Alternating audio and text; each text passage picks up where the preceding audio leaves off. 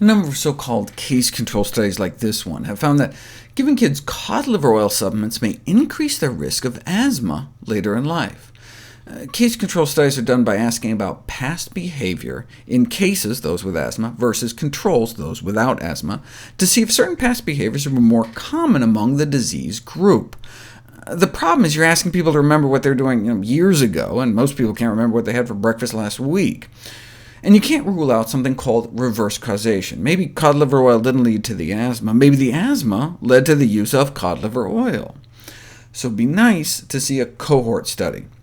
You take people without asthma at the beginning, and you see if those that you know are taking cod liver oil are more likely to develop it. That gets around the problem of recall bias and reverse causation, and here it is. 17,000 people free of asthma. We know who's taking cod liver oil and who isn't, and then we see who gets asthma over the next 11 years. And they indeed found cod liver oil intake was significantly associated with the development of asthma.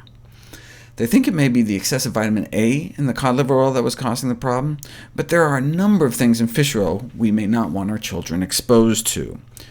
Researchers recently looked at 13 over-the-counter children's dietary supplements containing fish oil to assess potential exposure to PCBs, toxic industrial pollutants that have contaminated our oceans. PCBs were detected in all products. Could you just stick to the supplements made from the small, short-lived fish like anchovies instead of big predator fish like tuna, or use the purified fish oils? No. They found no significant difference in PCB levels between the supplements labeled as molecularly distilled, or however high up the food chain the fish were. So while children's dietary supplements containing the long-chain omega-3s from fish oils may claim to benefit young consumers, daily ingestion of these products may provide a vector for contaminant exposure that may offset the positive health effects.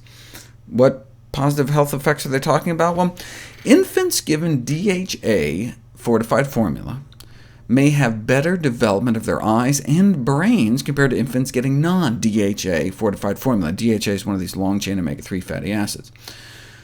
But what was the source of the DHA? Not fish. It was algae-derived DHA.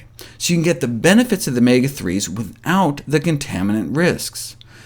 Of course, breast milk is the gold standard, significantly better than either of the formula-fed infants. So the best source of omega-3s is mom.